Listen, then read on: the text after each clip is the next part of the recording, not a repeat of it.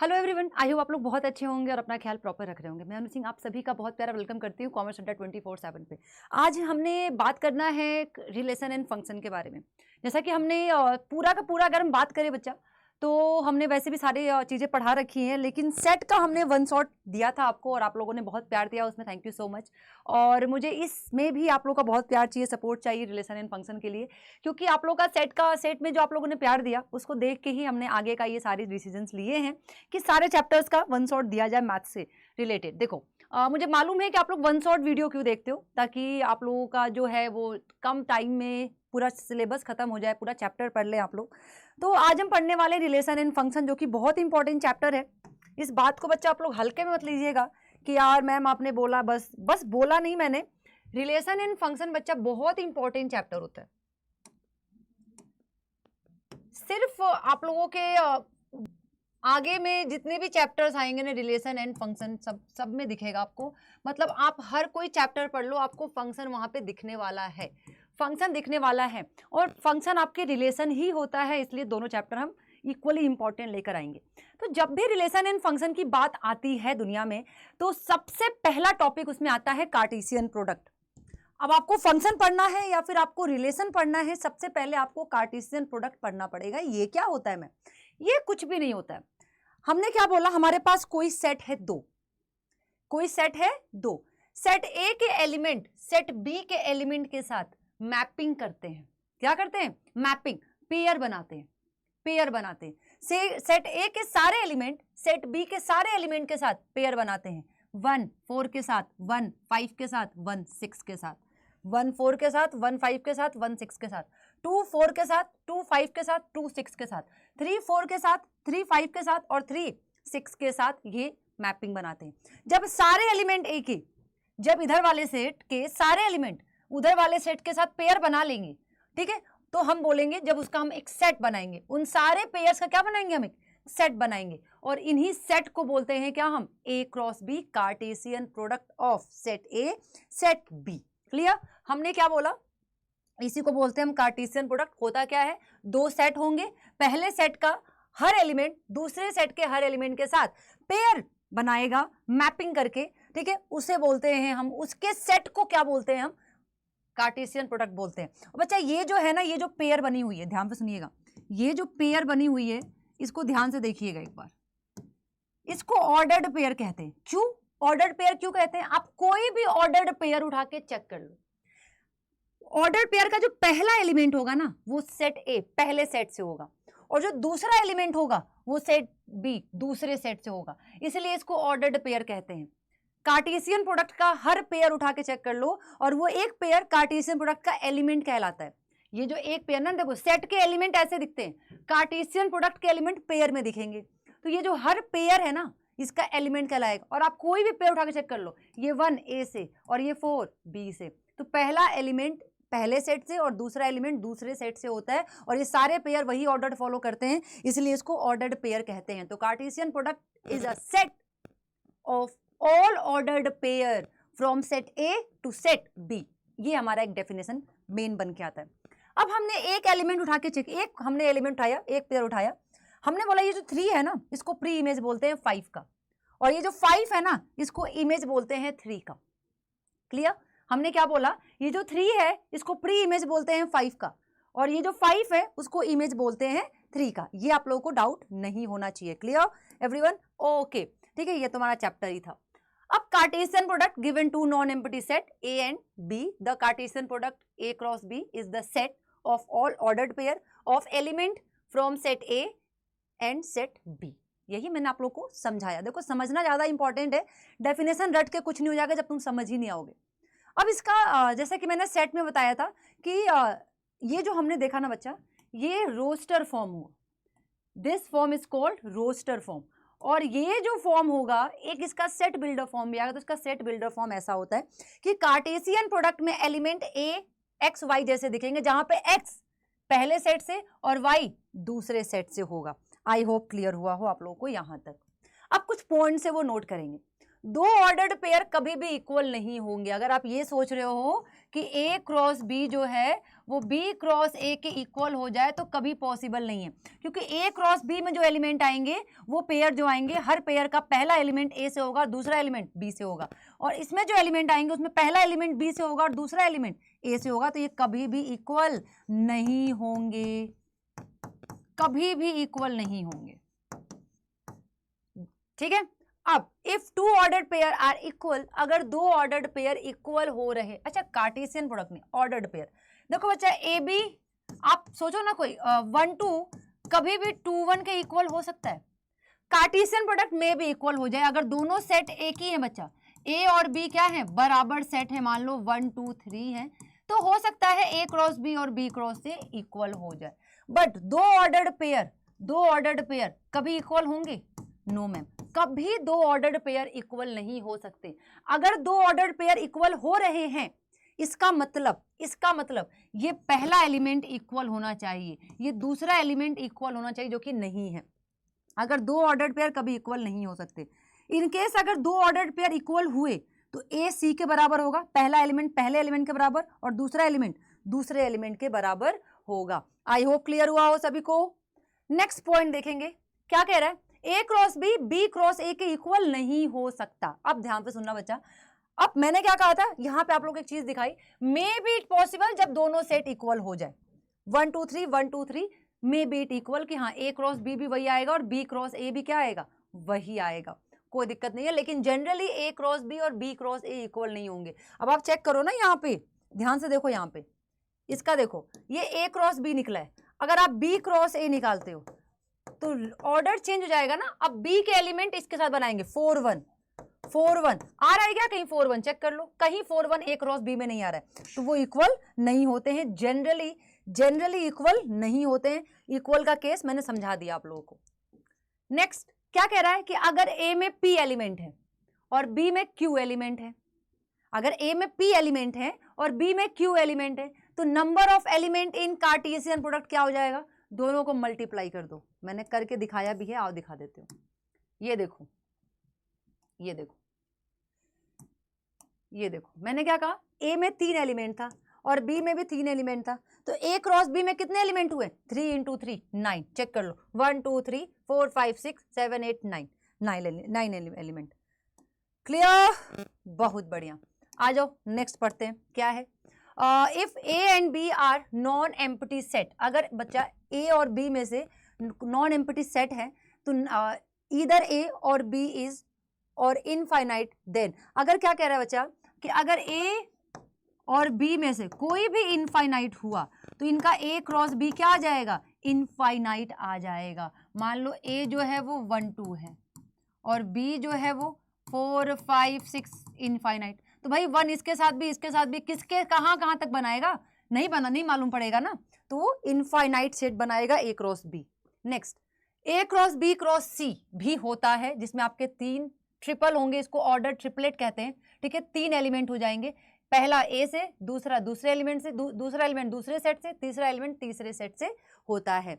इसमें अगर बच्चा ए और बी में से अगर ए और बी में से कोई भी एलिमेंट कोई भी सेट अगर 5 हो जाए, कोई भी सेट क्या हो जाए, अगर नल सेट हो जाए, तो ये भी नल सेट ही आएगा। किसके साथ मैपिंग करेगा भाई, किसके साथ मैपिंग करेगा, नहीं मालूम ना।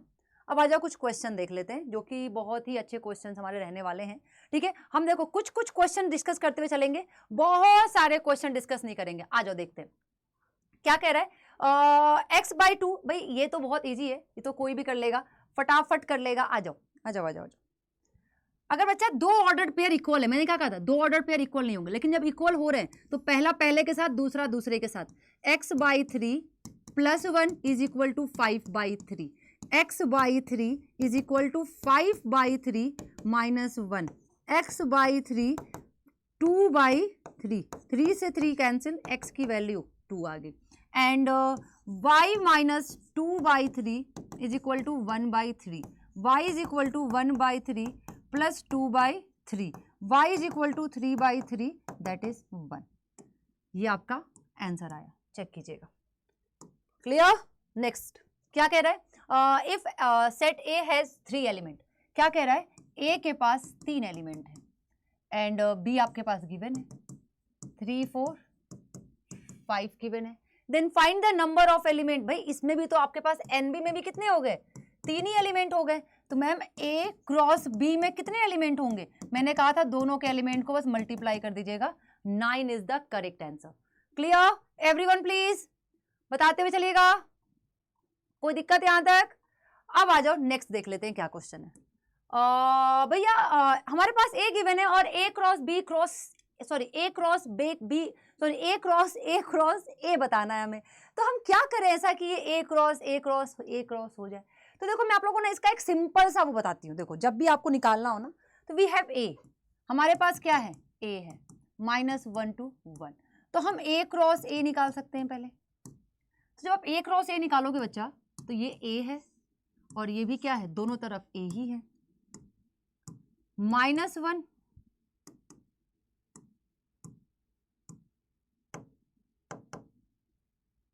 -1 और ये 1, ये भी -1 और ये 1, ये एक बार इसके साथ एक बार इसके साथ, कितना आ जाएगा भाई?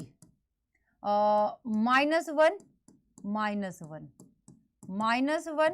और 1 1 -1 1 1, ये आया। अब आप ये कर सकते हो कि अब आप कर लो ए क्रॉस ए का किसके साथ? ए के साथ। इधर हमारे पास ए क्रॉस ए आ गया और इधर हमारे पास क्या आ गया? ए आ गया। और यहाँ पे तो ये तो -1 और 1 ही होगा और यहाँ पे ये चारों एलिमेंट होंगे, तो ये इसके साथ मैपिंग करेंगे तो कितने हो जाएंगे भाई? ए क्रॉस ए तो कितना हो जाएगा? -1 -1 और -1। अब ये 1 के साथ करेगा तो कितना हो जाएगा? -1 -1 1, फिर ये -1 1 तो रहेगा, -1 से मैपिंग करेगा, फिर -1 1 और फिर ये 1 से मैपिंग करेगा। ठीक है, क्लियर? 1 -1 ये हो गया -1 1 -1 और ये हो गया 1। अब बच गया लास्ट वाला 1 1 -1 और ये हो गया 1 1 1। बस यही आपका आ गया। देख लो भाई, सब मैच करा लो, सब मैच करा लेना, सबके सब देख के निकाल के चेक कर लेना। आप ए क्रॉस ए में ये सारे एलिमेंट यहाँ लिख के कर भी सकते हो, ये सही तरीका होता है करने का। This is the best way मेरे को जहां तक लगता है कि पहले ए क्रॉस ए निकाल लिया, देन फिर हम ए के साथ करेंगे। और ये नहीं, हम ऐसा नहीं है ना कि बच्चा हम चालाकी करने के चक्कर में सब गड़बड़ कर दे। ऐसा ही होता है कि हम तेज बनने के चक्कर में सब गड़बड़ कर देते हैं। बच्चा आपको ए और बी बताना है, ए क्रॉस बी दिया हुआ है तो आप चेक करो ना, पहला एलिमेंट ए से होता है, ये भी ए से, ये भी ए से, ये भी ए से, ये भी ए से। तो अब ए 2 बार है तो एक ही बार लिखेंगे और बी भी 2 बार है तो एक ही बार लिखेंगे। बी दूसरा एलिमेंट ऑलवेज बी से होगा तो एक्स वाई, तो ये भी कितना हो जाएगा? X Y, A and B. Solution था भैया, चेक कर लो सभी लोग, बहुत बढ़िया। अब आते हैं रिलेशन पे। किस पे? अब आते हैं अपन लोग रिलेशन। फाइनली जो चैप्टर का नाम था, अब हम उसकी बात करेंगे कि रिलेशन होता क्या है, फिर इसके कुछ क्वेश्चन डिस्कस करेंगे, फिर हम आगे बढ़ जाएंगे कहाँ पे? फंक्शन पे। देखो आ जाओ, रिलेशन बच्चा बेसिकली कार्टेशियन प्रोडक्ट हमें पढ़ना पड़ेगा। ध्यान पे सुनना, क्यों पढ़ना पड़ेगा इस बात को भी ध्यान से देखेंगे। आ जाओ,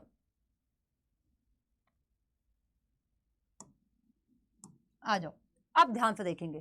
कार्टेशियन प्रोडक्ट कह रहा है कि कोई सेट ए है, सेट बी है और दोनों का हमने मैपिंग करा के ऑर्डर्ड पेयर का सेट बना दिया। ये हमारे पास ए क्रॉस बी है, मैंने आपको पहले बता दिया। रिलेशन क्या कहता है?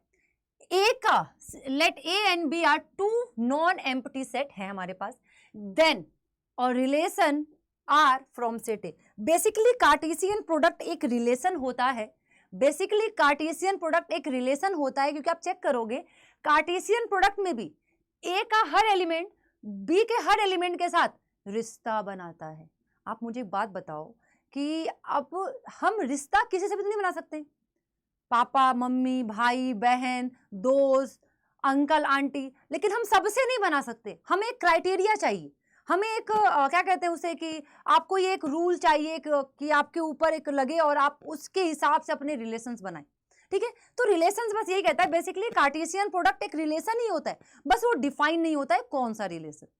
पर रिलेशन क्या कहता है कि मैं सेट ए और सेट ए के एलिमेंट सेट बी के साथ रिलेशन बनाते हैं एक कंडीशन में। आपको एक कंडीशन होगा जहां पे रिलेशन डिफाइन होगा कि भाई एग्जैक्टली कौन सा रिलेशन बन रहा है। जैसे हमारे पास जब भी रिलेशन दिखाएंगे तो आर ए टू बी या फिर ए आर बी, ये दोनों ही रिलेशन दिखा रहा है ए का बी के साथ। अब हमने क्या बोला, हमने आर ए टू बी लिखा और रिलेशन डिफाइन देखो कैसे किया है, X Y, Y is equal to X plus two, और x कहां से होगा एज यूजुअल, पहले सेट ए से, y कहां से होगा दूसरे सेट b से। अब ये सेट बिल्डर फॉर्म में छोड़ कर रखो। अब हमने क्या बोला, ध्यान से सुनना बच्चा, अगर आप ध्यान से देखोगे ना तो अब आप ये x की वैल्यू सेट ए से रखो, वही एग्जांपल लेके चल रहे हैं। तो हमने क्या रखा, पहले 1 रखा, जैसे ही हमने 1 रखा ये 3 आ गया, 2 पे 4 आया, 3 पे 5 आया, हमने सेट बनाया। अब एक बच्चा जिसको बहुत घबराहट हुई कह रहा मैम ध्यान से देखिएगा एक बार, आपने कहा था पहला पहले सेट से होगा तो दूसरा दूसरे सेट से, मैम 3b में तो है ही नहीं, ये कैसे हो गया, ये तो रिलेशन बनेगा ही नहीं। आपने इसको सेट बिल्डर फॉर्म में लिखा लेकिन जैसे ही रोस्टर फॉर्म में लिखने गए हम, मैम 3 तो b में है ही नहीं, 3 तो a में ही है, दोनों a से आ रहे हैं। ये पहला कंडीशन था रिलेशन चेक करने का। दूसरा, रिलेशन में जितने भी एलिमेंट आएंगे बच्चा, वो सारे के सारे एलिमेंट आपके कार्टेशियन प्रोडक्ट में होने चाहिए। 2 4 3 5 चेक करो ना, 3 5 भी है, लेकिन ये 1 3 तो है नहीं मैम।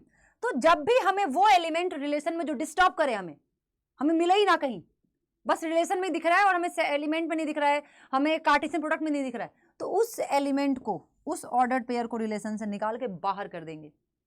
तो इसी को बोलते हैं हम लोग सेट बिल्डर फॉर्म, और इसी को बोलते हैं क्या हम लोग, रोस्टर फॉर्म। अब जैसे कि हमने एक R2 रिलेशन और लिया, x प्लस 3 लिखा, अब हमने x की वैल्यू 1 रखा तो 4 मिला, 2 पे 5 मिला, 3 पे 6 मिला। अब हमने यही एग्जांपल लेके चल रहे हैं, 1 2 3 4 5 6। अब हमने चेक किया 1 a से है, 4 b से है, 2 a से है और 5 b से है, 3 a से है, 6 b से, ये भी कंडीशन फॉलो कर रहा है, और ये सारे के सारे एलिमेंट आपको कार्टेशियन प्रोडक्ट में दिख जाएंगे। तो ये रिलेशन पूरा का पूरा एलिमेंट होता है। अब बच्चा हम इसको ना ऐसे रिप्रेजेंट कर सकते हैं बाय एरो डायग्राम। तो रिलेशन को रिप्रेजेंट करने के 3 होते हैं क्या, set builder form, roster form और एरो डायग्राम। ये हमारे पास 3 तरीके होते हैं रिलेशन को रिप्रेजेंट करने का। हमने आपको सेट बिल्डर फॉर्म भी दिखा दिया, रोस्टर फॉर्म भी दिखा दिया, और ये एरो डायग्राम हुआ। अब एक बात ध्यान से सुनना, जितने भी रिलेशन मिलेंगे, मैंने क्या कहा, उनके सारे के सारे एलिमेंट कार्टेशियन प्रोडक्ट में होंगे। तो मुझे एक बात बताओ, ये R1 इसका सबसेट नहीं होगा, ये R2 सबसेट नहीं होगा A क्रॉस B का? तो हर रिलेशन अपने कार्टेशियन प्रोडक्ट का सबसेट होता है। So every relation is subset of A cross B, अपने कार्टेशियन प्रोडक्ट का। R is subset of A cross B। हमने कुछ और एग्जांपल्स उसी में लिए हुए हैं, क्या 2 4 3 5, ठीक है, ये हमारे पहला वाला था, ये दूसरा वाला था। हमने तीसरा एग्जांपल लिया, y is greater then x। आप चेक करोगे बच्चा, y जो है x से क्या है, बड़ा है। तो आप देखोगे 4 भी 4 1 से बड़ा है, तो 1 4 2 4 3 4, क्योंकि देखो 4 तीनों से बड़ा है, फिर 5 भी तीनों से बड़ा है, तो मिला के पूरा का पूरा कार्टेशियन प्रोडक्ट वाला एलिमेंट ही इसमें आ जाएगा। चेक करो, जिस दिन रिलेशन में पूरा कार्टेशियन प्रोडक्ट आ गया, उस रिलेशन को यूनिवर्सल रिलेशन कहते हैं। ये आप 12th में पढ़ोगे टाइप्स ऑफ रिलेशन में, 11th में नहीं है, लेकिन मैं आपको पहले बता दे रही हूं। जिस दिन रिलेशन में पूरा का पूरा कार्टेशियन प्रोडक्ट का एलिमेंट आ गया, उस रिलेशन को यूनिवर्सल रिलेशन कहेंगे। अब y is less than x possible ही नहीं है मैम, y तो हमारे पास b तो मैम 4 5 6 है और a 1 2 3 है, तो हमें कोई भी b में ऐसा एलिमेंट नहीं मिलेगा जो a के एलिमेंट से छोटा हो। तो मैम हमें 5 मिलेगा, क्या मिलेगा, 5 मिलेगा, जिसको एम्प्टी नल वॉइड रिलेशन कहते हैं। क्लास 12 के टाइप्स ऑफ रिलेशन में हमेशा शुरुआत पहले हो जाती है, 11th में ही 12th की शुरुआत हो गई है, क्योंकि पूरा का पूरा पहला चैप्टर ही आपके रिलेशन एंड फंक्शन पे। आई होप यहां तक क्लियर हुआ हो आप लोग को। आ जाओ, डोमेन क्या होता है।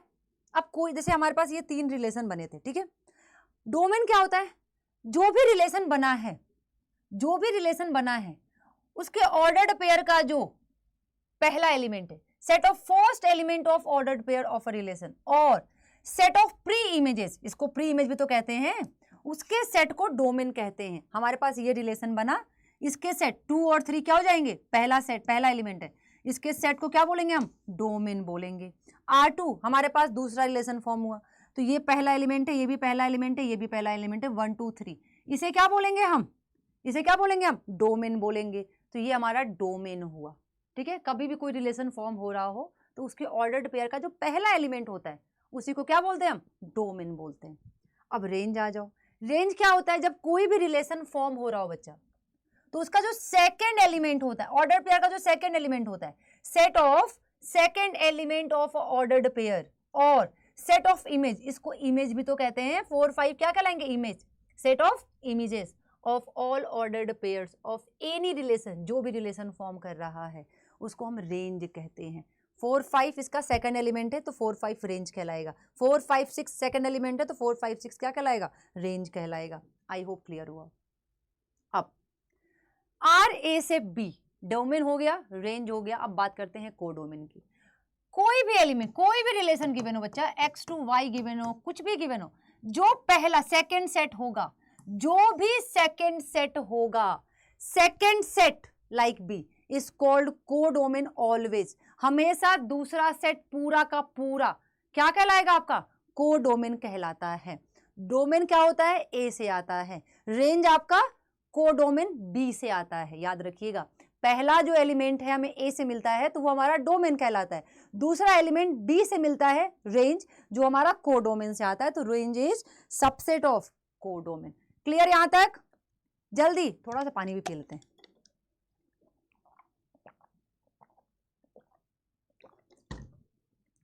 यहां तक क्लियर? बिल्कुल करेक्ट। आ जाओ आ जाओ। अब हमारे पास तो 3 एलिमेंट थे सेट ए में, 3 एलिमेंट थे सेट बी में, तो हम रिलेशन बना के दिखा रहे थे। तो मैम क्या 4 ही रिलेशन पॉसिबल है जो आपने 4 रिलेशन बताया? नहीं, अब बताएंगे कि एक्चुअल में 2 सेट से कितने रिलेशन बन सकते हैं। ए में पी एलिमेंट, बी में Q element, total number of relation 2 to the power p into Q. मतलब अगर मैं बात करूं ए और बी में कितने, अगर मान लो हमारे पास ए में 3 एलिमेंट थे और बी में कितने एलिमेंट थे, 3 एलिमेंट थे, तो नंबर ऑफ रिलेशन कितने हो जाएंगे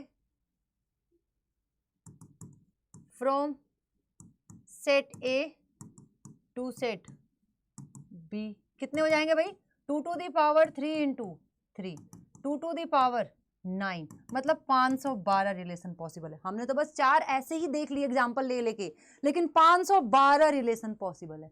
सोचो, सेट ए में अगर 3 एलिमेंट है और सेट बी में अगर 3 एलिमेंट है तो क्लियर।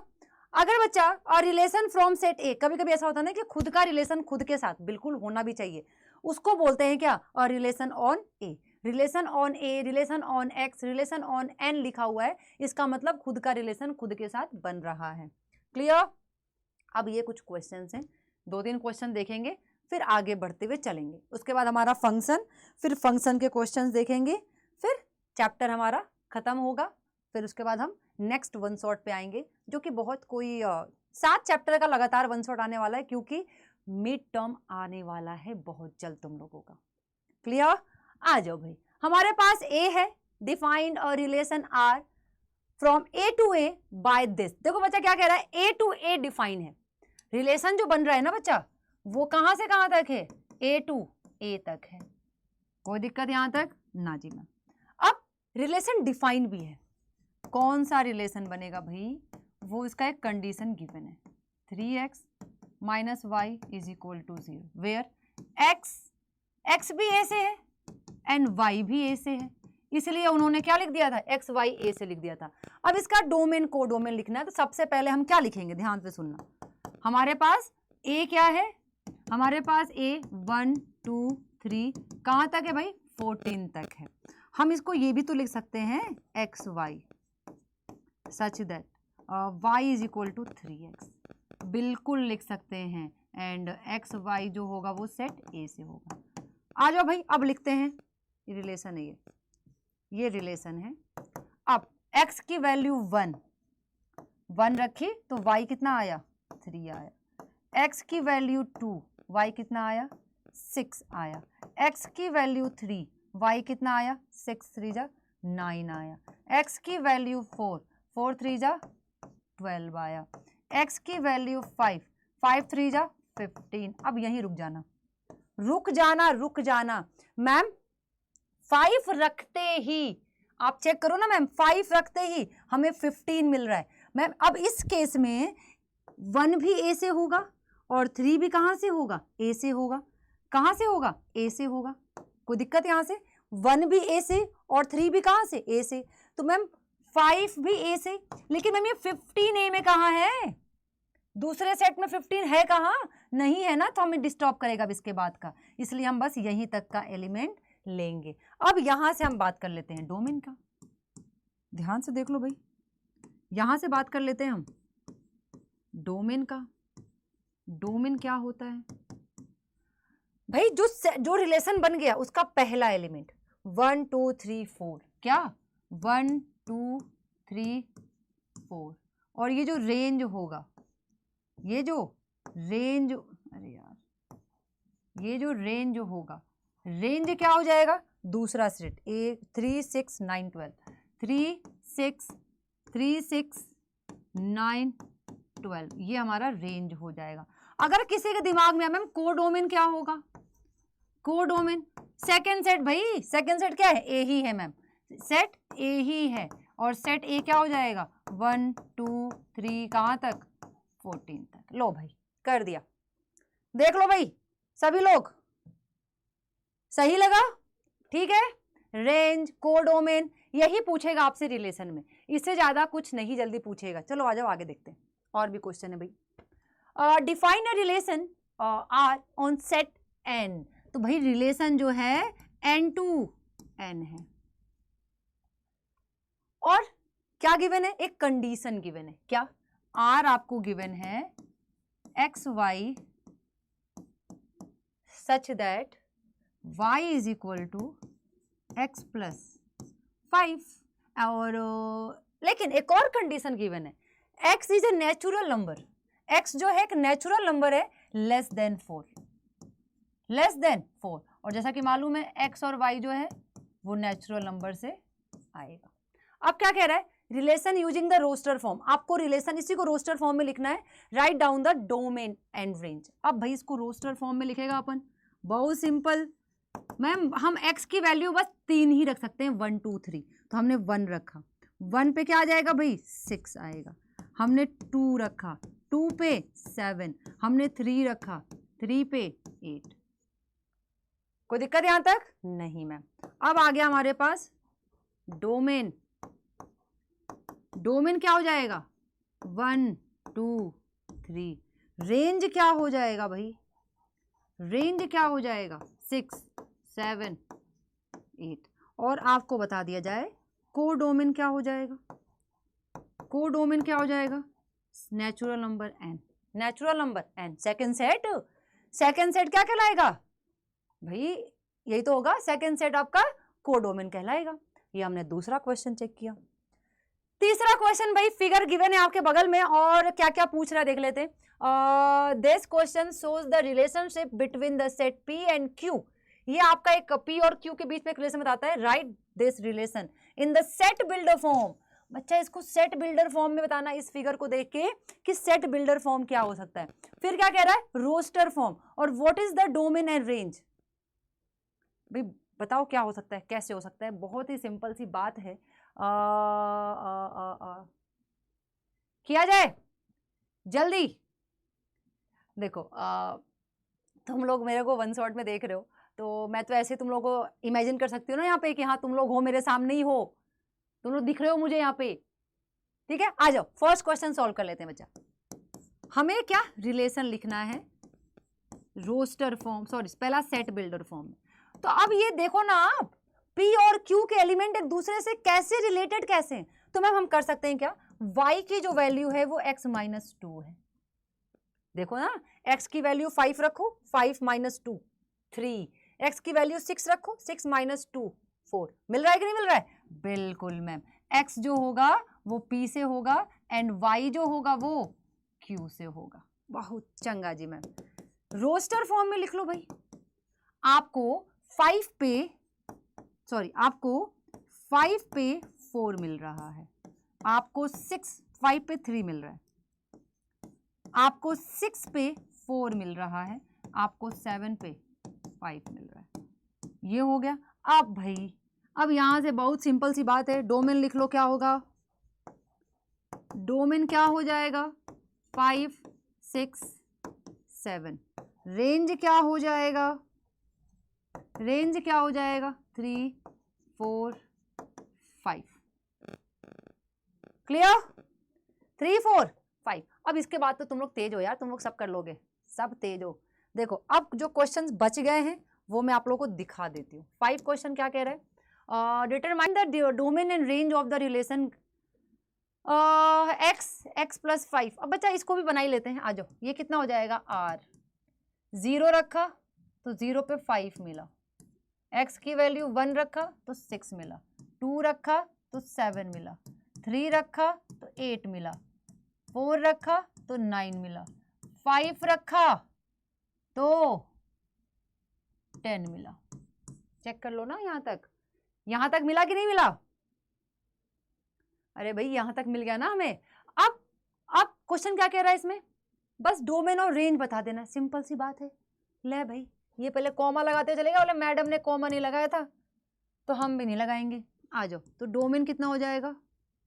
लाल पीलू गुलाबू हरू, तुम लोगों को यहाँ पे इमेजिन करके लिख 0 1, अच्छा ठीक है 0 हो सकता है, 2 3 4 5।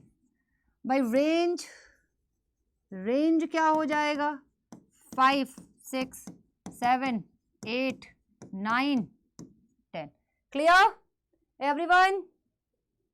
लो भाई लगभग सारे क्वेश्चन लगभग हमने करा दिए हैं। 6 find the number of relation. Very good, इसमें आ ही गया। देखो एन ए में कितने हैं? अब एक्स वाई जेड है, 1 2 है, उससे कोई फर्क नहीं पड़ता। बैठ के बनाने मत लगना कि 1 2 के साथ, बस लिखना कितना हो गया ये 3। बी में कितने हैं भाई? 2। तो नंबर ऑफ रिलेशन कितने हो जाएंगे भाई? 2 to the power 3 into 2, 2 to the power 6। अगर मैं बात करूं 2 टू दी पावर 6 200 कुछ होता है, चेक कर लेते हैं ना। 2 टू दी पावर 4 इंटू 4 16 64। क्या बोलती public? 64। 64 relation is the possible. 64 relation is the possible. कोई डाउट? आ जाओ भाई। अब पहुंचेगा अपन फंक्शन पे। बहुत इंपॉर्टेंट, बहुत ही important, very very very important. तो इसको आप लोग हल्के में मत लीजिएगा, अच्छे से पढ़ेंगे, समझेंगे फंक्शन को, ठीक है। सबसे पहली बात दिमाग में डाल लो कि फंक्शन एक रिलेशन होता है, लेकिन फंक्शन के नखरे भी होते हैं। अच्छा मान लो जब हम किसी की तरह दिखें या किसी की तरह लगे तो हमारे पास कुछ तो अपनी स्पेशलिटी होनी चाहिए जिससे मुझे उस इंसान से अलग बनाए। तो फंक्शन बोला कि बेशक मैं रिलेशन हूं, लेकिन मैं स्पेशल टाइप का रिलेशन हूं। हर रिलेशन फंक्शन नहीं हो सकता और हर फंक्शन रिलेशन होगा। क्लियर? तो लोगों ने पूछा भाई बता तू कौन सा रिलेशन है? तो फंक्शन ने बोला भाई मैं अपना 2-3 एग्जाम्पल डेफिनेशन देता हूं और लगभग सारे डेफिनेशन सेम है, तुम्हें जो डेफिनेशन सही लगे तुम लोग उसको मान के मुझे पढ़ना शुरू करो। तो सबसे पहला डेफिनेशन कि function is a special type of relation. दूसरा क्या बोला? एक ऐसा रिलेशन और relation from set A to set B is called function if every element of set A, पहला set, every element of set A has one and only one image in set B। क्या बोला कि भाई relation में ऐसा हो सकता है कि एक ही लोगों के 2-3 इमेज बन जाएं, एक लोगों को 2-3 इमेज बन जाए, लेकिन मैं वो रिलेशन हूं जहां पे एक इंसान का सिर्फ एक ही इमेज बी में होना चाहिए। और सेट ए में जितने एलिमेंट हैं सबका इमेज होना चाहिए। अगर पहले सेट ए में एक भी एलिमेंट ऐसा छूटा जिसका इमेज बी में नहीं है तो मैं फंक्शन नहीं कहलाऊंगा। दूसरा, अगर सेट ए में कोई भी ऐसा एलिमेंट है जिसके दो इमेज हैं बी में, तब भी मैं फंक्शन नहीं कहलाऊंगा। मेरी बातों को ध्यान से सुनना। फंक्शन ने क्या बोला कि मैं एक रिलेशन तो हूं, लेकिन मैं वो रिलेशन हूं जिसमें पहला जो सेट ए है उसमें मौजूद हर एलिमेंट का एक ही इमेज बी में होना चाहिए। अगर सेट ए में एक भी एलिमेंट ऐसा छूट गया जिसका इमेज बी में नहीं मिल रहा है तो मैं फंक्शन नहीं कहलाऊंगा। मैं रिलेशन तो हो सकता हूं लेकिन फंक्शन नहीं कहलाऊंगा। दूसरा, और अगर सेट ए में एक भी एलिमेंट के एक से ज्यादा इमेज बी में मिल गए तब भी मैं फंक्शन नहीं कहलाऊंगा। मैं पार्शियलिटी बिल्कुल नहीं बर्दाश्त करूंगा। ठीक है, तो वही बोला। क्या बोला ध्यान से सुनना। हमारे पास ये एक रिलेशन था, हमने रिलेशन बनाया था x+2 से। अब हमने देखा हमारे पास 2 पे 4 और 3 पे 5 आया। हमने क्या देखा कि 2 का इमेज तो है, 3 का इमेज तो है, लेकिन 1 रह गया। ए में एक एलिमेंट बच गया जिसका इमेज नहीं मिला, तो मैं फंक्शन तो नहीं कहलाऊंगा। फंक्शन ने इसको लेने से इनकार कर दिया। दूसरा क्या बोला कि भाई x+3, 1 पे 4, 2 पे 5, 3 पे 6 रिलेशन तो है। बोला कि 1 का भी इमेज है, 2 का भी इमेज है, 3 का भी इमेज है, हर का एक ही इमेज है, तो मैं फंक्शन भी कहलाऊंगा। तो आप जब चेक करोगे ना बच्चा, तो फंक्शन का, ठीक है, ये तो समझ में आ गया। अब ये एग्जांपल देखो, y is greater then x, यही था ना, y इज ग्रेटर देन, पूरा का पूरा कार्टेशियन प्रोडक्ट। अब क्या बोला भाई फंक्शन ने, इधर आओ। मैंने क्या बोला था कि एक का एक ही इमेज होना चाहिए। 1 का देखो, 1 का 4 भी है, 1 का 5 भी है, 1 का 6, मतलब एक का 3 इमेज मिल रहा है। आप आगे तो छोड़ ही दो, आप पहला ही चेक कर लो। एक का एक ही इमेज चाहिए था मुझे, आपने एक का 3 इमेज दे दिया, तो मैं फंक्शन नहीं होऊंगा। इसका मतलब ये भी है कि एक से ज्यादा ये ऑर्डर्ड पेयर का पहला एलिमेंट सेम नहीं हो सकता। क्या? No two distinct ordered pair have same first element. अगर कोई फंक्शन बन रहा है या कोई रिलेशन है और ऑर्डर्ड पेयर का, कोई एक से ज्यादा ऑर्डर्ड पेयर का पहला एलिमेंट अगर सेम हो गया, अगर मान लो पहला एलिमेंट 2 ऑर्डर्ड पेयर है, इसका भी पहला एलिमेंट 2 है, इसका भी पहला एलिमेंट 2 है, मतलब 2 के 2 इमेज मिल रहे हैं। तो 2 के जब 2 इमेज मिल रहे हैं तो अब 2 का एक ही इमेज होना चाहिए। इसका मतलब 2 ऑर्डर पेयर का पहला एलिमेंट सेम नहीं हो सकता। तो इस केस में ध्यान रखिएगा, फंक्शन में इमेज ऐसे बन सकता है लेकिन ऐसे नहीं बन सकता, ऐसे बन सकता है। इसका मतलब आप ध्यान पे सुनना, ये ध्यान पे मेरी बात सुनना।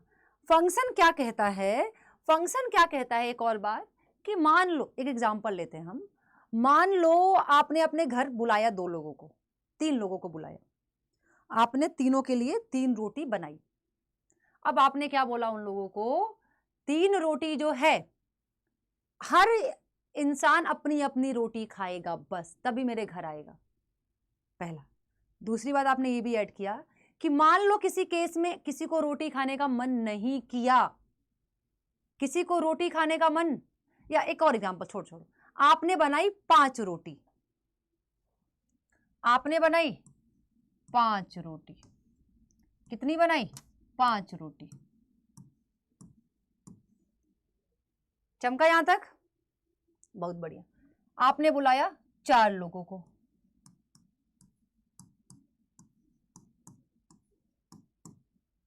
क्लियर? अब आपने कंडीशन लगाई, पहला, हर इंसान अपनी रोटी खाएगा, हर शख्स जो भी है भाई अपनी रोटी खाएगा, तभी आएगा मेरे घर।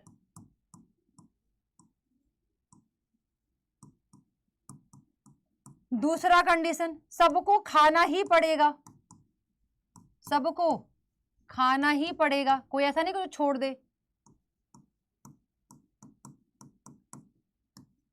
अब अगर किसी ने एक से ज्यादा रोटी खाई,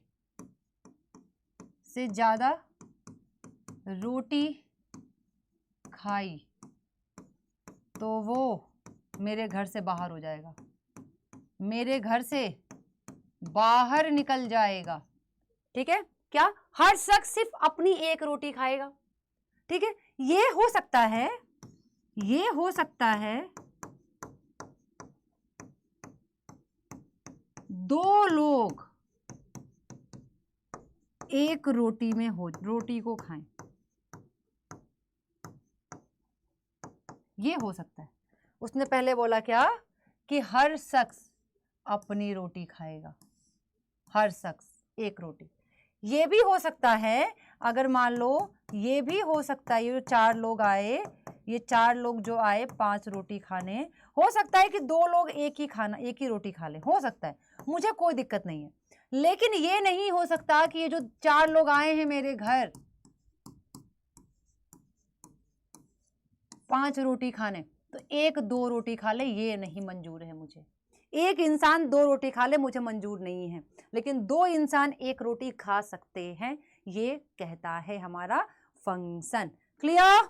बहुत बढ़िया। यही एग्जाम्पल यहाँ पे लिखा हुआ है, आप लोग देख सकते हैं। अब बात कर लेते हैं बच्चा कि हमारे पास एक हमने एग्जाम्पल दिया 3342516077, तो आपको क्या दिखा? It is a function. क्यों? अब हमें मालूम नहीं है कहाँ से कहाँ तक फंक्शन है, बस ऐसा हमने उसने एक ऑर्डर पेयर दे दिया, ऑर्डर पेयर का सेट दे दिया। अब बताइए फंक्शन है कि नहीं? तो हम कैसे पता लगाएंगे? ऑर्डर पेयर चेक करेंगे। किसी भी ऑर्डर पेयर का पहला एलिमेंट सेम नहीं है ना, नहीं सेम है तो ये फंक्शन है। Every distinct order pair have different first element. Function जो है वो रिलेशन कहलाएगा। अब बात करते हैं डोमेन। सेम, जब कोई फंक्शन बन रहा है, जब कोई फंक्शन बन रहा है तो उस फंक्शन का पहला, उस फंक्शन में मौजूद ऑर्डर्ड पेयर का फर्स्ट एलिमेंट का सेट डोमेन कहलाएगा। मतलब प्री इमेजेस का सेट क्या कहलाएगा? डोमेन कहलाएगा। रेंज सेकंड एलिमेंट का सेट या इमेजेस का जो सेट कहलाएगा रेंज कहलाएगा। And second set always codomain कहलाएगा। एक बात ध्यान से सुनना बच्चों, एक बात ध्यान से सुनना, फंक्शन में डोमेन फिक्स होता है। जब ए में मौजूद हर एलिमेंट का इमेज बनाना है आपको, जब ए में मौजूद हर एलिमेंट का इमेज आपको चाहिए, तो मान लो जब फंक्शन बनेगा तो एक तो सारे एलिमेंट ही रहेंगे, पहले एलिमेंट, तो फंक्शन क्या हो जाएगा? फंक्शन के केस में पहला सेट हमेशा डोमेन कहलाएगा। तो फंक्शन ने बोला अब थोड़ा डेफिनेशन चेंज कर लेते हैं, क्या कि अब फंक्शन जब भी देखोगे, फंक्शन जब भी देखोगे क्या दिखना चाहिए? पहला सेट डोमेन और दूसरा सेट कोडोमेन दिखना चाहिए, और रेंज आपका कोडोमेन में आएगा। ध्यान से सुनना, रिलेशन में सिर्फ कोडोमेन फिक्स था, डोमेन और रेंज वेरी करता था रिलेशन के हिसाब से। पर फंक्शन ने बोला भाई मैं वो रिलेशन हूं जहां पे मेरा डोमेन पहला सेट हो जाए, मैं वो रिलेशन फंक्शन कहलाएगा। तो जब भी आपको फंक्शन की बात आए तो इसमें डोमेन और कोडोमेन दोनों फिक्स होता है, बस रेंज वेरी करता है according to the function. Range codomain का, तो फंक्शन डोमेन टू, अब रेंज आपको पढ़ना है। क्लियर? अब ये कुछ फंक्शन है। अब एक बात से ध्यान से सुनना, ये हमारे पास x belongs to A means x x x x x x। बच्चा एक बात ध्यान से सुन लेना, यहां से सुनना, फंक्शन, फंक्शन ना बच्चा एक रूल होता है। Function is a rule gives some number, जो हमें कुछ नंबर्स देता है आउट ऑफ गिवन नंबर, कुछ नंबर में से वो हमें नंबर देता है। जैसे हमने बोला क्या, fx is equal to X plus 3। अब x की वैल्यू 0 रखो तो f0 कितना आ जाएगा? 3। f की वैल्यू 1 रखो तो x की वैल्यू 1 रखो तो f1 कितना आ जाएगा? 4। fx की वैल्यू 2 रखो तो f2 कितना आ जाएगा? 5। करते करते आएगा, ये आएगा। तो फंक्शन जो होता है वो एक रूल होता है, फॉर्मूला होता है। रूल मतलब व्हाट? फॉर्मूला, जो आपको एक नंबर देगा, लिस्ट ऑफ नंबर देगा कुछ नंबर से। तो ये जो x है ना बच्चा, ये x जो है, वैल्यू ऑफ x, इसी को डोमेन भी कहते हैं। क्या कहते हैं हम? डोमेन कहते हैं। x डोमेन कहलाता है। fx जो है, एफ एक्स जो है वो वाई कहलाता है, क्योंकि हम x रखते हैं तो हमें y मिलता है नंबर लाइन पे, और यहां पे हम x रख रहे हैं तो हमें एफ एक्स मिल रहा है, तो y और एफ एक्स क्या होते हैं, बराबर होते हैं। दी गिवन है, मीन्स x जो है आपका डोमेन होगा और y आपका को डोमेन से होगा। x मतलब प्री इमेज की बात कर रहे हैं, y मतलब इमेज की बात कर रहे हैं। y is called value of the function. x जो कहलाएगा, जब हम x की वैल्यू रखते हैं तो हमें एफ एक्स मिलता है, y मिलता है, इसी को हम वैल्यू ऑफ द फंक्शन कहते हैं। बस भाई लास्ट है ये, इसी को क्या कहते हैं हम, वैल्यू ऑफ द फंक्शन कहते हैं। समझ में आ गया? अब ग्राफ देखेंगे फटाफट, फिर खत्म करेंगे जल्दी से अपनी क्लास हम। आ जाओ, फंक्शन दिखे तो फंक्शन डोमेन टू कोडोमेन होता है। Identification of function with the graph. जब भी कोई कर्व बने बच्चा, अगर कर्व पे हमने एक हॉरिजॉन्टल वर्टिकल लाइन खींचा, हमने क्या बोला, हमने एक सर्कल बनाया कर्व, हमने इस पे वर्टिकल लाइन खींचा, और जब ये वर्टिकल लाइन इस कर्व को 2 पॉइंट पे कट करे, जब ये वर्टिकल लाइन इस कर्व को 2 पॉइंट पे कट करे, तो हम बोलेंगे क्या, ये एक रिलेशन है लेकिन फंक्शन नहीं है। ये रिलेशन कहलाएगा लेकिन फंक्शन नहीं है। In any vertical, if any vertical line intersect any curve at 2 points, this curve is called relation. But अगर कोई कर्व गिवन है, आपने वर्टिकल लाइन ड्रॉ किया और सिर्फ एक पॉइंट पे ही उस वर्टिकल लाइन ने कट किया, तो हम बोलेंगे ये जो कर्व है ये फंक्शन है। बस यही डिफरेंस है। आप फिगर से बता सकते हैं, ग्राफ से बता सकते हैं। रियल फंक्शन, डोमेन, देखो रियल फंक्शन और एक रियल वैल्यूड फंक्शन होता है। रियल फंक्शन में डोमेन भी रियल नंबर होगा, रेंज भी रियल नंबर होगा, R to R। अब डोमेन नेचुरल नंबर भी हो सकता है, क्योंकि नेचुरल नंबर रियल नंबर ही होता है। डोमेन आपका इंटीजर भी हो सकता है, क्योंकि इंटीजर आपका रियल नंबर ही होता है। को डोमेन आपका हो सकता है, कोई दिक्कत यहाँ तक? को डोमेन आपका नेचुरल नंबर हो सकता है, क्योंकि वो भी रियल नंबर होता है। तो ये सारे नंबर अगर हैं आपके डोमेन को डोमेन में, तो ये आपके रियल फंक्शन है। रियल वैल्यूड फंक्शन क्या है कि डोमेन कुछ भी हो सकता है, बट को डोमेन एक रियल नंबर होगा। कुछ भी मतलब, जैसे कि मान लो क्या, हमने स्टूडेंट और रोल नंबर का बनाया। अब हमने राम रखा, राम का रोल नंबर 2 है। सीता रखा, सीता का रोल नंबर 9 है। राधा रखा, राधा का रोल नंबर 1 है। तो हमने जो रखा वैल्यू ऑफ एक्स डोमेन, वो हमारे पास इंसानों का नाम था, और जो मिला हमें रोल नंबर, वो हमें वैल्यू मिला। क्लियर भाई? यहां तक क्लियर हो गया। अब देखो, how to find domain of the real function, how to know function is defined और नॉट। फंक्शन का डोमेन कैसे फाइंड करेंगे, और ये कैसे फाइंड करेंगे कि फंक्शन किसी पॉइंट पे डिफाइन है या नहीं डिफाइन है। कुछ नहीं करेंगे, मान लो कि ये फंक्शन गिवन है, अगर फंक्शन रेशनल फॉर्म में नहीं है तो फिर फंक्शन डिफाइन है, सारा का सारा रियल नंबर उसका क्या होगा, डोमेन होगा। अब लेकिन जब भी रेशनल फॉर्म में दिया हुआ है p/q के, तो हम क्या करेंगे, बस डिनोमिनेटर को 0 दिखा देंगे। सॉल्व किया तो हमें मिला क्या कि x की वैल्यू 1 और 4। x की वैल्यू 1 रखने पे और 4 रखने पे फंक्शन डिफाइन नहीं होगा। At x is equal to 1 and 4 function is not defined because at x is equal to x 1 and 4 the denominator of the function is 0। जब डिनोमिनेटर 0 हो जाएगा तो फंक्शन तो डिफाइन ही नहीं होगा। तो बस उठाइएगा डिनोमिनेटर, 0 दिखाइएगा और x की वैल्यू निकालिएगा। जो x की वैल्यू होगी वो कभी डिनोमिनेटर में हम नहीं रख सकते। तो हम कह सकते हैं क्या, x जो होगा वो कभी भी ना 1 होगा ना 4 होगा। किसके लिए? फंक्शन को डिफाइन करने के लिए। फंक्शन को नॉट डिफाइन करने के लिए x की वैल्यू क्या होगा, 1 और 4 होगा। क्लियर? बस यही छोटी सी बात थी, पॉइंट थी। जैसे ये क्वेश्चन है, अब आपको बताना है कि फंक्शन किस पे डिफाइन होगा, किस पे नहीं डिफाइन होगा। तो हमने इक्वल किया, तो फंक्शन डिफाइन जो होगा, फंक्शन डिफाइन जो होगा वो इस पे होगा। रियल नंबर में से हमने इसको माइनस कर दिया, -2 और 2 को। Function is not define is x equal to -2 and 2। Clear? बहुत बढ़िया। टाइप्स ऑफ ग्राफ देखेंगे, फिर खत्म करेंगे। टाइप्स ऑफ ग्राफ देखेंगे, फिर चैप्टर खत्म करेंगे। आ जाओ, बहुत इंपॉर्टेंट है, बहुत इंपॉर्टेंट है। टाइप्स ऑफ ग्राफ मैंने देखा है भाई, लोग बहुत परेशान हो जाते हैं।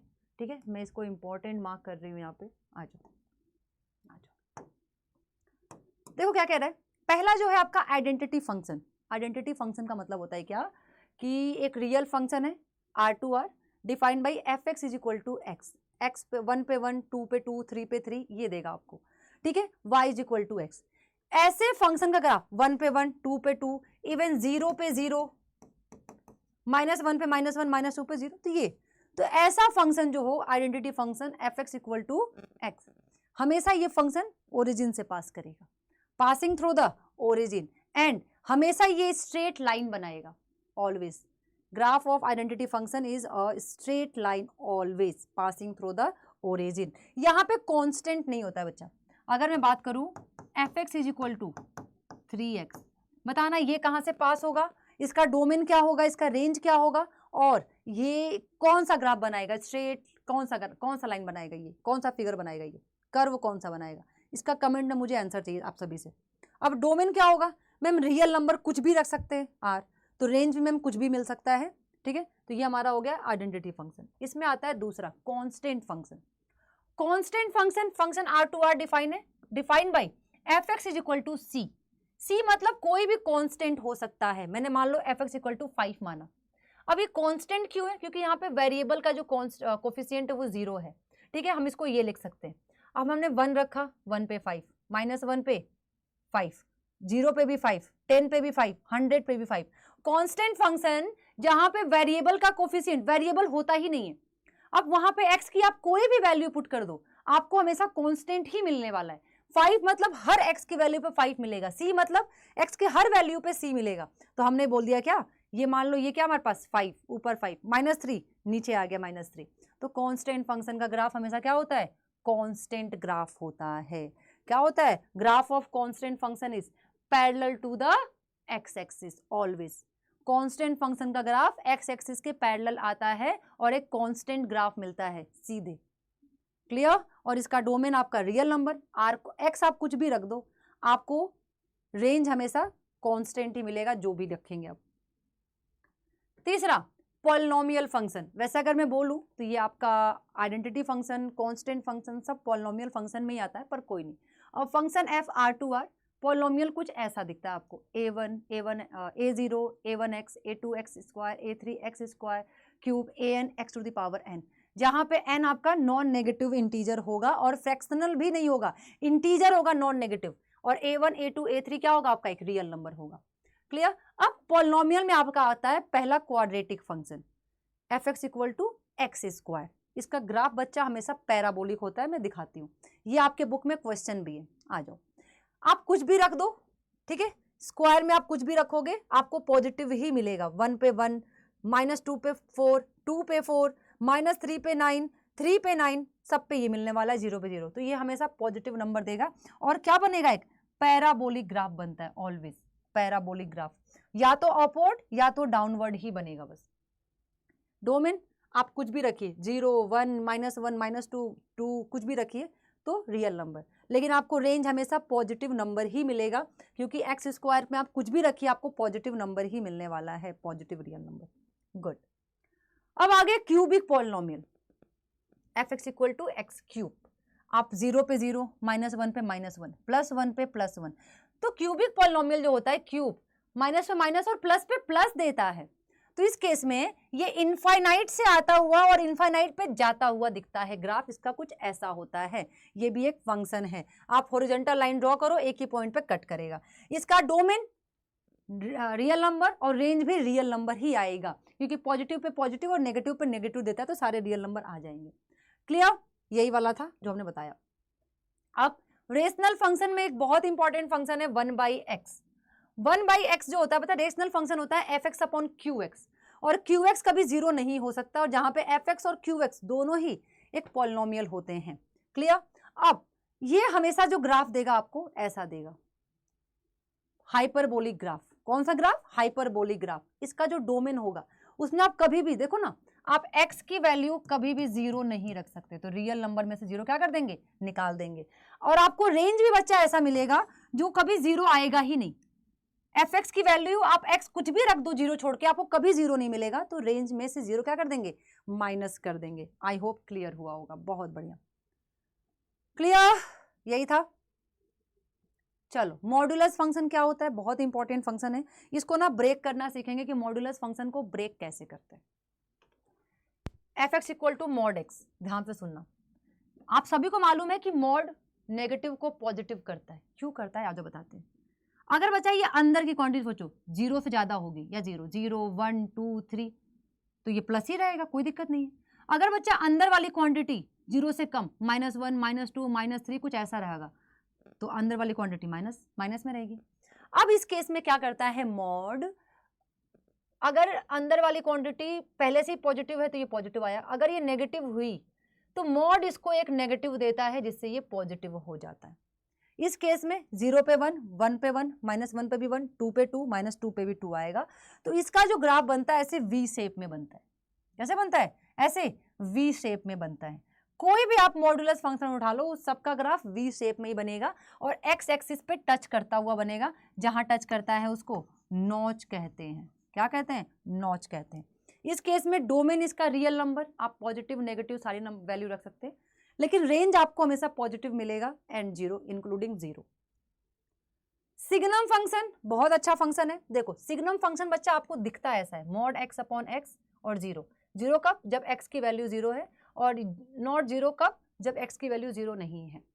जब कोई चीज 0 नहीं, जब कोई चीज बराबर नहीं होती है बच्चा किसी के, तो या तो वो ग्रेटर देन होगी या तो वो लेस देन होगी। ये दो कंडीशन बनते हैं। जब कोई चीज किसी चीज के इक्वल नहीं है, या तो वो उससे बड़ी होगी फिर, या तो छोटी होगी। तो हमने 0 वाला कंडीशन लिखा। अब हमने मॉड ब्रेक करना सीखा था। अगर x ग्रेटर देन 0 हुआ तो x बाई एक्स हो जाएगा। अगर x लेस देन 0 हुआ तो मॉड x नेगेटिव और ये x कट पिट के आपको ओरिजिनल फॉर्म ऐसा दिखेगा सिग्नम फंक्शन का। 1 x equal to greater than 0, 0 0 पे 0, -1 x इज लेस देन 0। अब आपको दिख रहा होगा कि मैम ये कांस्टेंट ग्राफ है, लेकिन कहां से? जैसे ही हम x की वैल्यू 0 से अधिक लेते हैं हमें कांस्टेंट ग्राफ मिलता है x एक्सिस के पैरेलल। जैसे ही हम x की वैल्यू 0 से कम लेते हैं, छोटा लेते हैं, तो हमें एक कांस्टेंट ग्राफ दिखता है x एक्सिस के पैरेलल, और 0 पे हमारा क्या है? 0। तो ये आपका ग्राफ है और ये क्या है? आपका मॉड्यूलस फंक्शन। डोमेन आपका हमेशा रियल नंबर होगा, लेकिन रेंज आपका -1 0 और 1 होगा, क्योंकि इसके अलावा कोई और आपको रेंज मिलने वाला नहीं है। ग्रेटेस्ट इंटीजर फंक्शन समझ लो, बहुत बच्चे कंफ्यूज होते हैं यहाँ पे। यही लास्ट हमारा है आज का। क्या है ये? 1 मिनट, इसके बाद कुछ है क्या? क्वेश्चंस है और उसके बाद अलजेब्रा देखेंगे, फिर खत्म। बहुत बढ़िया, आ जाओ भाई। हाँ देखो क्या होता है, थोड़ा सा पानी पी लेते हैं और थोड़ा सा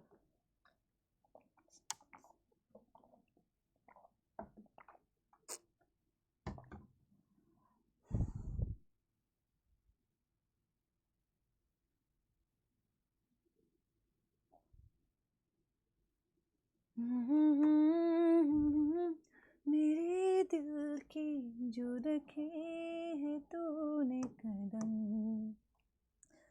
आ जाओ, क्या कहता है greatest integer function? Function R2R आपको f x is equal to ऐसा दिखता है, बिग ब्रैकेट में x।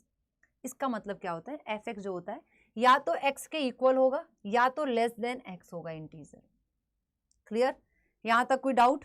ना जी मैम, मैं आपको ना इसको ना एक शॉर्ट फॉर्म में बताती हूँ। आ जाओ, ग्रेटेस्ट इंटीजर फंक्शन को ना मैं आपको थोड़ा सा समझाती हूँ। आ जाओ आ जाओ। अगर बच्चा, इसके 2 कंडीशन बताती हूँ मैं, कभी भूलोगे नहीं जीवन में। आ जाओ, कब इक्वल टू एक्स होगा और कब लेस देन एक्स होगा मैं आपको यहां समझा देती हूँ। ठीक है? इफ x जो है अगर वो एक इंटीजर हुआ, क्या? अगर x इंटीजर हुआ तो एफ एक्स जो होगा वो x के बराबर होगा। ठीक है? If x is non integer, मतलब कि पॉइंट में हुआ, नॉन इंटीजर हुआ, तो एफ एक्स जो होगा जस्ट, तब भी इंटीजर ही होगा, तब भी क्या होगा? इज इंटीजर, एक इंटीजर ही वैल्यू आएगा, just less than x, x से जस्ट छोटा आएगा। एग्जाम्पल पर समझाते हैं। आ जाओ, हमने क्या कहा? अगर इंटीजर हुआ एफ एक्स आपका वही एक्स आ जाएगा। और हमने क्या कहा, अगर 3.3 हुआ तो 3.3 से छोटा इंटीजर कौन होगा, 3 होगा। चेक करो ना भाई, 3.3 से छोटा इंटीजर कौन है, 3 है, तो 3 होगा। आई होप आप लोग को इसके बाद कोई डाउट नहीं होगा। 0 पे 0 देगा, लेकिन 0.4 पे भी क्या देगा, 0 देगा, उससे छोटा इंटीजर 0 है। 1 पे 1 देगा, 1.6 पे क्या देगा, 1 देगा, -1 पे -1 देगा, -0.6 पे भी क्या देगा, -1 देगा। तो आप लोग को यहां से एक बात मालूम पड़ेगा, क्या कि -1 से लेके 0 तक, -1 से -1 पे या -1 से लेके 0 तक जो हमारा modulus function, sorry greatest integer function जो है हमेशा नेगेटिव -1 देगा। 0 से 1 तक हमेशा 0 देगा। 1 से 2 तक 1, 1.1, 1.2, 1.5, 1.6, 1.9 तक 1 देगा। 2 से 3 तक 2, 2.3, 2.5, 2.9 तक क्या देगा, 2 देगा। तो हमने ऐसे ही क्या बनाया, ग्राफ। कैसे, 0 से 1 तक 0 पे 0 है, और 1 तक, 1 से थोड़ा पहले तक, मतलब 0.9 तक 0 ही रहने वाला है फंक्शन। ठीक है, अब 1 से स्टार्ट हुआ, जैसे ही 1 पे पहुंचे हमारे पास एफ एक्स की वैल्यू 1 आ जाएगी, तो 1 पे 1 देगा, और 1 से लेके 1.9 तक 1 ही रहेगा, इसलिए कांस्टेंट यहां तक। फिर उसके बाद 2 पे पहुंचते ही 2 आ जाएगा, फिर 2 से लेके 2.9 तक कांस्टेंट ग्राफ, फिर 3 पे पहुंचते ही 3 आ जाएगा। तो ये हमारा स्टेयर्स टाइप का क्या बनता है, एक ग्राफ बनता जाता है ग्रेटेस्ट इंटीजर फंक्शन में। क्लियर, चलो ये था हमारे पास। अब ये कुछ क्वेश्चंस हैं, आ जाओ। फर्स्ट क्वेश्चन क्या कह रहा है, which of the following relation are function, give the reason if it is a function, determine its domain. अगर बच्चा कौन सा रिलेशन फंक्शन है, यस अगर वो बताइए रीजन के साथ, अगर वो फंक्शन है तो उसका डोमेन और रेंज बताइए। तो मैं एक क्वेश्चन सॉल्व कर देती हूँ, बाकी आप लोग करिएगा। देखो मैंने क्या कहा था, जब भी आपको देना कि हाँ आर से एक्स से वाई कुछ नहीं दे रहा है, तो आप बस वो वाला डिफरेंस कि 2 ऑर्डर पेयर का पहला एलिमेंट सेम नहीं हो सकता। तो हमने क्या कहा, दिस, देखो इसका भी पहला सबका अलग अलग है, तो this relation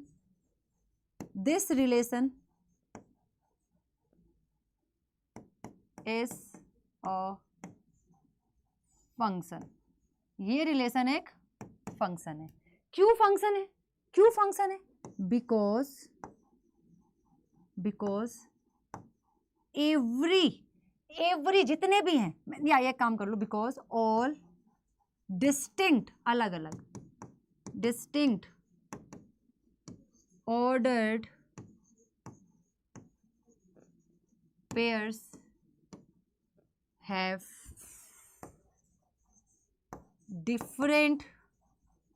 different first element, that's why this is the function। और मैं उन्होंने क्या बोला, जैसे ये फंक्शन बने आप इसका डोमेन लिखिए। डोमेन क्या हो जाएगा, पहला एलिमेंट 2, 5, 8, 11, 14, 17, और रेंज क्या हो जाएगा 1, भाई 1 ही हो जाएगा, सिर्फ 1 ही है, रेंज क्या है 1 है। अब बच्चे यहाँ पे कंफ्यूज होंगे, मैम आपने कहा था कि ऐसा नहीं होगा कि मैम एक ही एलिमेंट होगा। भाई 50 लोग एक लोगों का खाना खा सकते हैं, लेकिन एक लोग 50 लोगों का खाना नहीं खा सकता। यहाँ पे 50 लोग एक लोग का खाना खा रहे हैं, फंक्शन इसको एक्सेप्ट करेगा। लेकिन यही अगर ये हो जाता है कि सब ये हो जाता, अगर 1, 1, 2, 1, 1, 1, 5, 1, 8, तो फंक्शन इसको लेने से, एक्सेप्ट करने से मना कर देता, कहता है कि मैं फंक्शन नहीं बनाऊंगा। अब जैसे क्या है 2, 4, 6, ये भी एक फंक्शन है, ये भी क्या कहलाएगा एक, this relation is a function. क्यों, सेम रीजन। बट थर्ड वाला देखो, थर्ड वाला चेक करो, this relation is not a function, ये एक फंक्शन नहीं होगा, बिकॉज डिस्टिंक्ट ऑर्डर्ड पेयर जितने भी हमारे पास हैं, चेक कर लो आप, जितने भी ऑर्डर्ड पेयर है हमारे पास, this is not a function, because first element first element of all ordered pair, देखो ना भाई, ऑल, सॉरी टू ही है, first element of two ordered pair are same, that's why this is not a function. बहुत बढ़िया, आगे बढ़ते हैं। Find the domain and the range of the following real number. भाई डोमेन और रेंज बताना है हमें, हम कैसे बता सकते हैं? कोई बता दे मुझे, बताते रहना मुझे कमेंट में करके, समझ में आया? अब आ जाओ, मैंने आप लोगों को बच्चा मॉड फंक्शन अभी पढ़ा के आई हूं, ठीक है? अब इसका रेंज डोमेन लिखना है, तो मॉड फंक्शन बच्चा अंदर में है, आप x की वैल्यू कुछ भी रख लो। पहली बात तो मॉड फंक्शन हमने क्या कहा था, फंक्शन r टू r होता है। अब हमें चेक करना है क्या r सही है, तो बच्चा डोमेन मॉड फंक्शन का कुछ भी रख दो, तो डोमेन क्या हो जाएगा इसका, डोमेन इसका रियल नंबर हो जाएगा। लेकिन रेंज देखो क्या होगा, पॉजिटिव तो होता है लेकिन ये नेगेटिव भी है आगे, ये पॉजिटिव करेगा हर रियल नंबर को, लेकिन आगे नेगेटिव की होने की वजह से क्या हो जाएगा, नेगेटिव, क्या negative real number, negative including with zero, with zero. इसको बच्चा इंटरवल में बताऊं तो माइनस इनफाइनाइट से जीरो तक, माइनस इनफाइनाइट से जीरो तक इंटरवल में मैंने आप लोग को अच्छे से बताया है, अच्छे से कराया हुआ है, इंटरवल भी पढ़ाया हुआ है। सेकंड क्वेश्चन देख लो भाई, इस वन शॉट के बाद आप लोगों के एनसीईआरटी के लगभग एक्सरसाइज के सारे क्वेश्चन हो जाएंगे, आप लोग सफिशिएंट हो जाओगे कि हाँ जो क्वेश्चन मैंने छोड़ा हुआ है वो सेम इसी तरह पैटर्न पे एक दो क्वेश्चन छोड़ते हुए चल रही हूँ, ताकि उसको आप लोग कर लो घर पे, कुछ तो करोगे ना। जब आप इस वन शॉट को देख रहे हो तो बुक खोल के बैठो, कॉपी लेके बैठो, ताकि क्वेश्चन सॉल्व करते हुए चलो आप लोग, ठीक है? अब बच्चा पूछ रहा है कि रूट में दिस, इसका क्या हो सकता है, तो सबसे पहले हम अपना एफ एक्स लिख लेंगे, कितना हो जाएगा, रूट 9 माइनस एक्स क्यूब। अब आपको मालूम होना चाहिए कि रूट के अंदर नेगेटिव तो नहीं आ सकता, रूट के अंदर नेगेटिव तो नहीं आ सकता, तो 9 माइनस एक्स स्क्वायर हमेशा जीरो या जीरो से क्या होगा, बड़ा होगा, क्योंकि मालूम है मैम कि रूट के अंदर नेगेटिव जाते ही इमेजिनरी नंबर हो जाएगा, कॉम्प्लेक्स नंबर में जाता है। अब हमने क्या बोला यहां से, x square is greater then 9, कोई दिक्कत ना जी मैम? हमने क्या बोला, अगर बच्चा दोनों तरफ अगर हम प्लस प्लस प्लस, अरे नहीं sorry sorry sorry sorry sorry sorry, ये हो जाएगा क्या, 9 is greater than X square, मतलब X square is less than 9, ये आएगा। अभी जैसे ही इसका रूट करोगे तो प्लस माइनस 3 आएगा, प्लस माइनस 3 आएगा, मतलब x की जो वैल्यू होगी लेस देन इक्वल टू 3 और ग्रेटर देन इक्वल टू -3 होगा। कोई दिक्कत यहां तक नहीं आया? आपको डोमेन मतलब क्या, वैल्यू ऑफ x, डोमेन मतलब क्या, वैल्यू ऑफ x। अगर x मिल गया तो आप तो आई वैसे बता लोगे, तो अब यहां से बताओ डोमेन क्या होगा, देख लो ना भाई, वैल्यू ऑफ x अब समझ में आ रहा है कि नहीं आ रहा है? यही होगा डोमेन। हमने क्या कहा, x सच दैट ये x जो होगा वो 3 से छोटा और -3 से बड़ा होगा, या आप ये भी कह सकते हो -3 से 3, ये भी हो सकता है, कोई दिक्कत नहीं है। रेंज देख लो भाई क्या हो जाएगा, इसका रेंज देख लो क्या हो जाएगा, रेंज देख लो क्या हो जाएगा। अब आप x रखो ना, मिनिमम वैल्यू क्या आएगी, आप 3 रखो, आप इसकी 3 ही वैल्यू रख सकते हो, 3 -3 से लेके 3 तक, तो आप मिनिमम -3 रखो, क्यूब आएगा, -3 पे क्या आएगा, क्यूब, तो माइनस माइनस प्लस 18 आएगा। यहां पे देखो कितना आएगा, 18, सही बोल रहे हैं ना अपन, यस, कितना आएगा, 18 आएगा। अब रूट 18 समझ रहे हो, 3√2 आएगा, कितना आएगा, तो हमने -3 पे 3√2 आ रहा है, कितना आ रहा है, 3√2, और 3 पे 0 आ रहा है।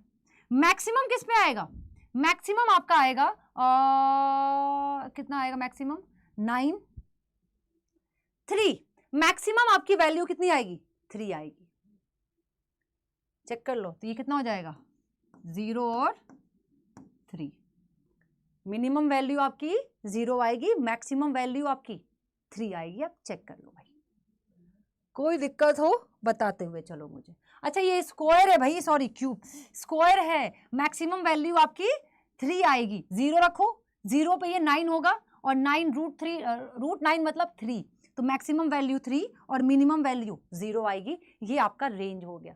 तो रेंज फाइंड करना, डोमेन फाइंड करना, ये आपके पेपर में आता है, ये पेपर में आता है, तो भूलिएगा मत। अब क्वेश्चन नंबर 3 क्या कह रहा है, हमारे पास फंक्शन गिवन है, बस आप इसकी वैल्यू लिखिए भाई। पहला वैल्यू f0 रख दो फंक्शन में, 2 इंटू 0 माइनस 5 विल बी -5।